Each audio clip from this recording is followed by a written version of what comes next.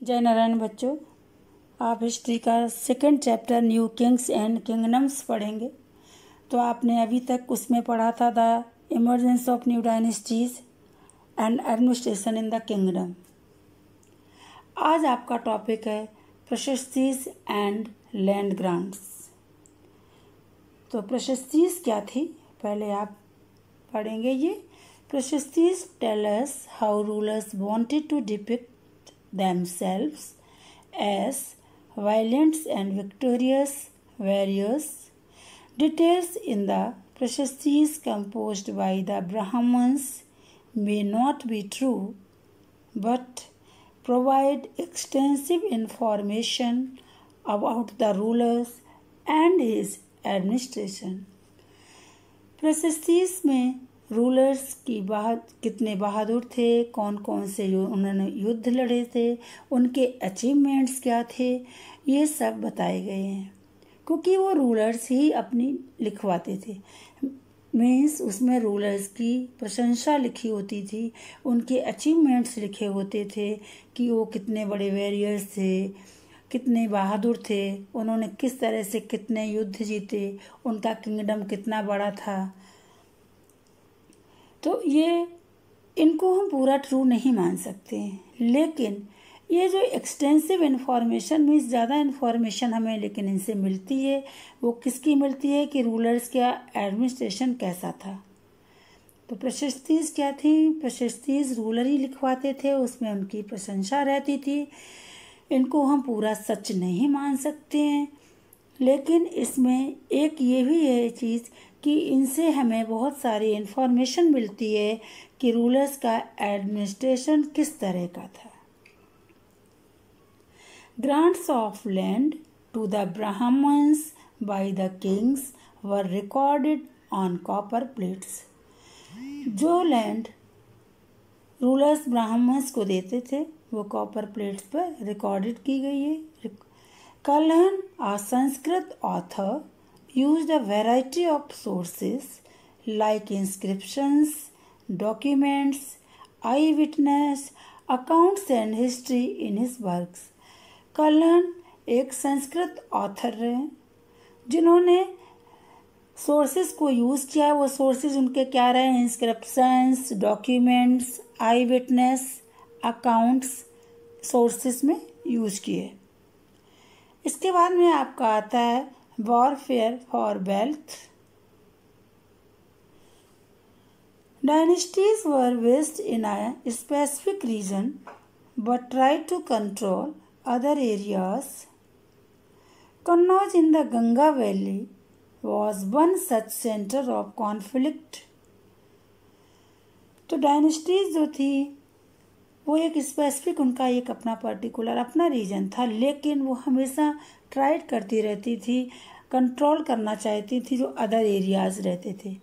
Means कहीं ना कहीं अपने जो एरियाज था, अपना जो किंगडम था, उसको और स्प्रेड करना चाहती थी, और फैलाना चाहती थी, और बढ़ाना चाहती थी।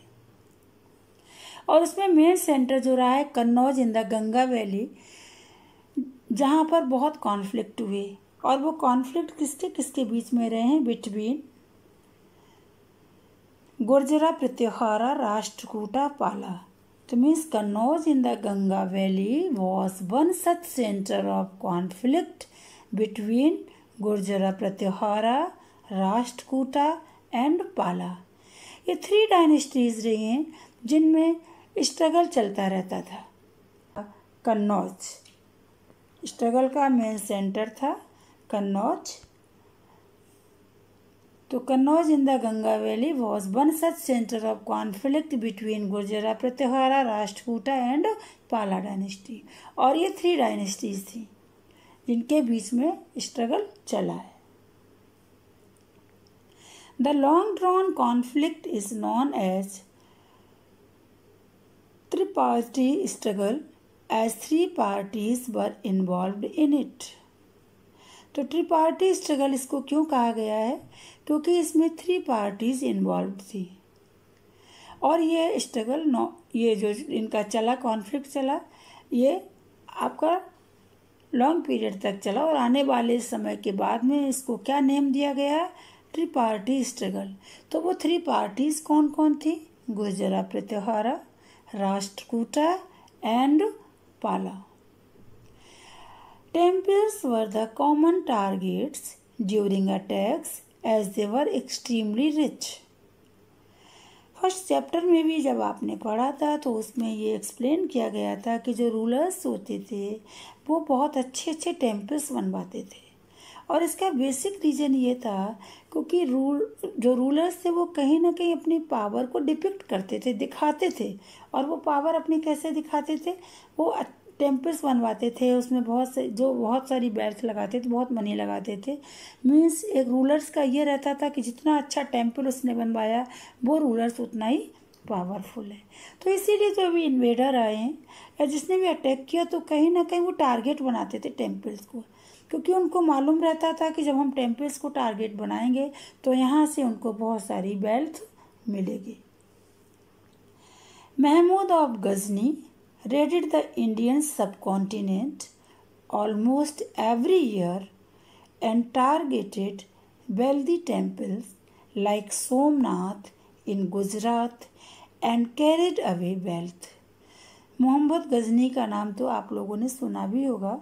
उसने इंडिया पर 17 टाइम अटैक किया था। रेडेड मीन्स होता था चढ़ाई करना। ऑलमोस्ट एवरी ईयर वो आया है और उसने टारगेट जो आपके बनाए तो वो क्या बनाए? वेल्दी टेम्पल्स रहते थे, जिसमें सोमनाथ टेम्पल गुजरात का सबसे ज़्यादा फेमस है, और यहाँ से वो बहुत सारी वेल्थ लेकर गया था। और टेम्पल्स को मैंने अभी आपको बताया हुआ था, जो भी इन्वेडर आते थे, जो भी आक्रमणकारी रहते वो भी टारगेट करते थे, क्योंकि उनको पता था कि यहाँ से हमें बहुत सारा मनी या बहुत सारी वेल्थ मिलेगी। अलीवर्नो an interested scholar of Muhammad wrote Kitab ul-Hind in Arabic. Other kings engaged in warfare were Chauhans, who rules regions around Delhi and Ajmer. तो अलवर्नो ने मोहम्मद गजनी के बारे में पूरा जो लिखा है, जो अकाउंट्स जो लिखा है उसमें उसने पूरा डिटेल बताया है। इसके बाद में अदर आपके जो किंग्स इंगेज रहे हैं वॉरफेयर में, तो उसमें चौहान्स रहे हैं जिन्होंने रूल्स कहाँ पर किया है, जिनका एरिया क्या रहता था? दिल्ली एंड अजमेर। तो दिल्ली एंड अजमेर किसने रूल किया है?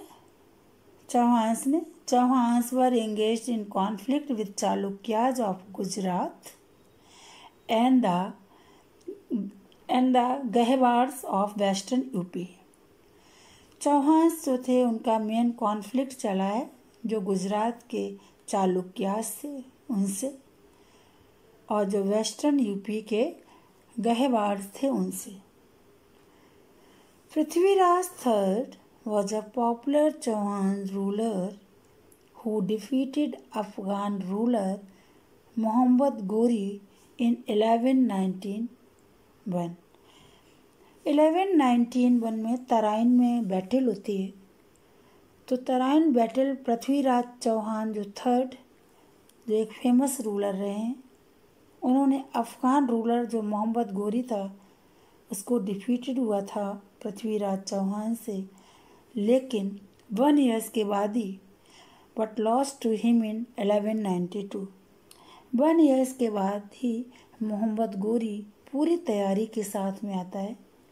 पृथ्वीराज चौहान से तराइन में उनकी सेकेंड बैटल होती है जो 1192 में होती है, और उसमें पृथ्वीराज चौहान मोहम्मद गोरी से बैटल हार जाते हैं। और यहाँ से ही बहुत बड़ा चेंज आता है हमारी इंडियन हिस्ट्री में अगर आप देखें, क्योंकि पृथ्वीराज चौहान को लास्ट रूलर माना गया है नॉर्थ इंडिया में जो थे। उसके बाद से आपकी स्लेव डायनेस्टी शुरू होगी। स्लेव डायनेस्टी के बाद आपकी डिफरेंट डायनेस्टी आती जाएंगी, और हमारे यहाँ पर लास्ट में आप पढ़ते हैं कि ब्रिटिश कंट्री में आते हैं। तो पृथ्वीराज चौहान के बाद से जो चेंज हुआ वो चेंज इंडियन हिस्ट्री में फिर कंटिन्यूअस चलता ही रहा, एक के बाद एक डायनेस्टी आती गई।